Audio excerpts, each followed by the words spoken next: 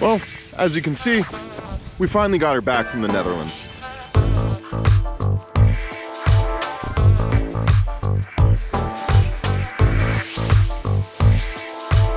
Actually, we got her back a few weeks ago. In fact, last week we were in 4 different countries in the time span of 3 different days. And we are extremely tired. I work a 40-hour job on top of all of this. So we're gonna take this week and just kind of recharge the batteries. I'm gonna cut together some really awesome videos for you guys. One of them is the horseback shrimp fisherman of East Dunkirk, which I've been wanting to do that video for a while. And the other video is us finally getting to go back to Castle de Haar and visit the place that we were trying to visit when that car broke down. So this week, instead of going on an adventure and you know, doing the normal thing, I figured it would be a good week to kind of update you guys on the whole experience and what happened in the end of everything. How long did it take us to get the car back from the Netherlands? Insgesamt hat es 2 Wochen. 2 weeks. That's how long it took us to get the car back from the Netherlands, from ADAC, if you're wondering. So we were without a car for 2 weeks, which, if you ask me, is not that bad. But it returned with a little bit of damage. So this part of the car, they cracked it when they put it onto the truck, basically, and they fastened it. It was not there when they took it, but it was there when they gave it to us. Of course, they denied that being their fault. They did pay for the hotel, which is pretty cool. So that was completely paid for, which was a very nice hotel.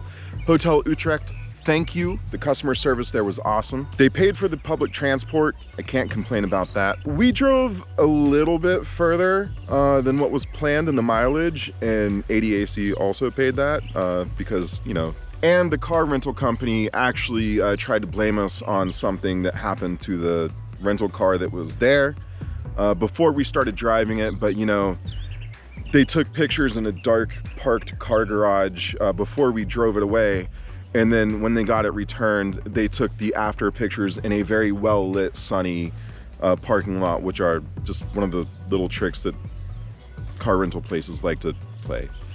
So guys, if you're renting cars, watch out for those kinds of things. If they try to go through your car and look for damages on your rental car before you take it out, make sure that they do it in a sunny, lit environment or with as much light as possible. I should have been more thorough. I feel like that's part of my fault. Another little surprise was the bumper back here had a lot of oil coming out from underneath of it, just dripping with oil, and we didn't know if it was a problem with the car or what it was. But it turns out that they had put this car on the truck, and there was another car sitting on the second level on top of it that was leaking oil onto our car. So we basically spent like the next 2 or 3 weeks cleaning out the bumper of oil. That was awesome. Did they pay for that? No, they didn't pay for any of that. No, I mean, so yeah, that wasn't cool. But we got the car back and it's totally fine now. And like I said, last week we were just in 4 different countries in 3 days with it, so it's running pretty good.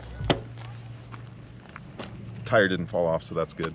I just wanted to say that video has like the most views of all of the videos on this channel, and I don't know why, but thank you to everybody who watched it or gave a like or commented.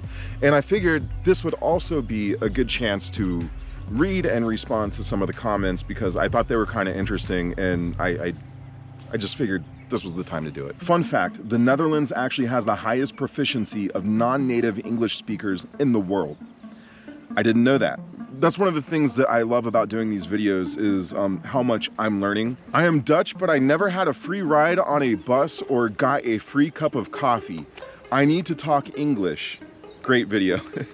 Oh, and by the way, for the free bus ride and the free cup of coffee, thank you. That was awesome. Okay, so this one's really interesting for me, which I didn't know. And I'm glad I know this now. Fun fact, we Dutch hate it when people talk German to us. Speak English because we are actually understanding that much better. German is annoying and hard to speak. Okay, I just kind of want to touch on something here. Someone in these comments said, I don't understand why you tried to speak German. Well, being from America, I don't expect everyone in Europe to just speak English. You know, I mean, I know that most people do here now from experience. I try to conform to the culture and the place that I am as much as possible. I just kind of assumed that somehow the language was easier to understand. But what I've learned really from this whole experience is that most of the people can speak English without any problems in the Netherlands, and that's really cool. Another thing that I've learned from the vacation that Daisy and I were on last week is that Netherlands is almost like a second home to us. I mean, every time we're there, we just feel really comfortable, and I want to thank you guys for that. Listen guys, that's it for the video this week. I know it was a little bit different. If you like the video, go ahead and hit the like button down there and subscribe, because we have more adventures. Like I said, East Dunkirk comes next week, and then the week after that, finally Castle des Har. So guys, we'll see you guys next week. Peace.